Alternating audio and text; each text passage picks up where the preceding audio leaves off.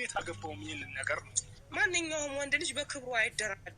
ለልጁ አትመልሱም ልጁ አይመልስም ልጁ ነው እንደዚህ እናንተም ካሜራ ይዛችሁ ከምትንከራፈፉ ማለት ነው ይሄ ህዝብ ማለት ነው ትልቅ አይሉም ትንሽ አይሉም ያው ግን ይስሩበት ገንዘብ ነው እኛ ብዙ ነገር ውስጥ መተዳደራቸው ነው ብዙ የምትሰቃዩ ለልጆች ስትይ ነው አይደለ ስለዚህ ይሄንን ነገር ደግሞ ሊገባው ይገባል እኔ ያልተረዳኝ ነገር ቢኖር ያ ነው እንዴት አልገባውም ይሄንን ነገር ነው ማንኛውም ወንድ ልጅ በክብሩ አይደራደርም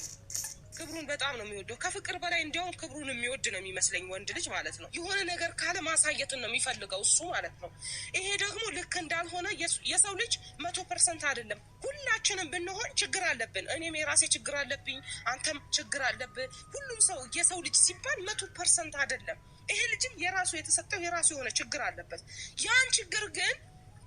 የሆነ በቃ ለማስተካከል ነው እኛ የምንጠራው ቤተሰብ ስትሆን ለማስተካከል ነው ነገሮችን የምትሄደው እንጂ እንደዚህ አይነት ነገሮች እንዳይፈጠሩ መሀል ላይ አትግቡ ሁለታቸው ይጨርሱ ልጁም ቢሆን የሁለታቸው ጉዳይ ነው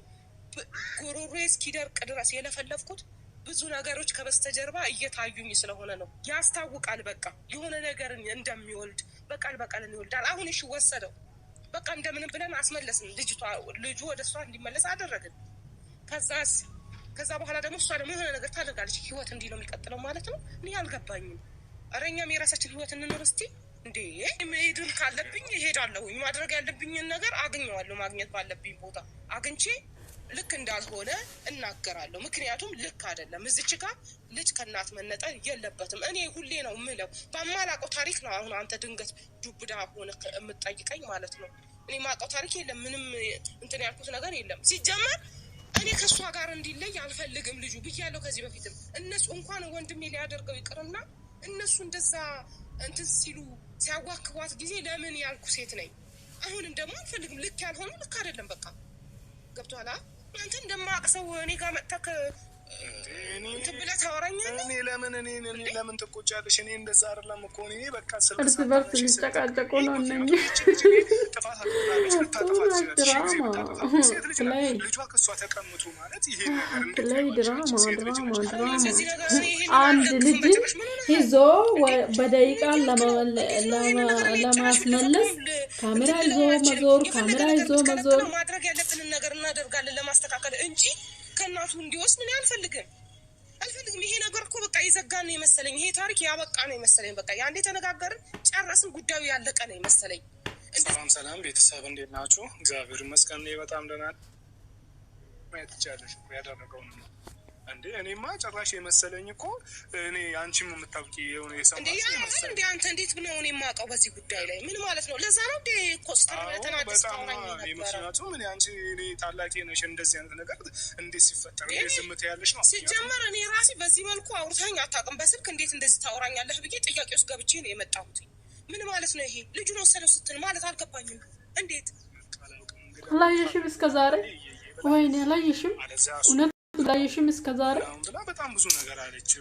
አዲስ ነው ዛሬ ነው የምታየው ብዙ ወይኔ አይ መድኃኒዓለም እኔ ምን እንደሚሻለኝ ዘንድሮ እኮ አላውቅም የራሴ አልቻልኩም መሰለኝ ዘንድሮ መድኃኒዓለም አትጥሩ እናንተ የተጫወታችሁ ነው መድኃኒዓለም እዚህ ጋር ይቸገራል እኛ ስንቸገር የሚደርስልን ምንድነው ይሄ እንትን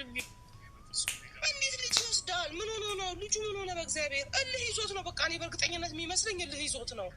እንዴ ምንድነው እልህ እንደዚህ አይነት እልህ አለ ወይ እልህ ይዞት ነው ወንድሜ ስማ ይኸውልህ ይሄ ነገር እኔ ጥሩ እንደማያመጣ መጀመሪያ ማውቂያለሁ ልጁ ለራሱ ኮሽታ ነው አሁን የሆነ ነገር ሲፈጠርበት ይሄ ነገር አይችልም በልጁ ጉዳይ ላይ እንዴት እንደነበር እንዴት እንዳደረገችው ታውቃለህ ግን አሁን እልህ ነው እንጂ በተአምር ከልጅ ከእናቱ ጋር ልጅ መውሰድ የለበትም እንዴት ምን ሲባል አላገኘውም እሱን አላወራም እኔን ከማውራት በፊት ምንድነው አንቺ አላገኘህም ትኛለሽ እንዴ ምን ስልክ ስንት ጊዜ ምን አንቺ ስልኬ ሙሉ ያለው እሱ ብቻ ታጣውቱ እናንተ ማው ወይኔ ዶላር እሷን አገኘኋት ምክንያቱም ያለውን ሁኔታ እንግዲህ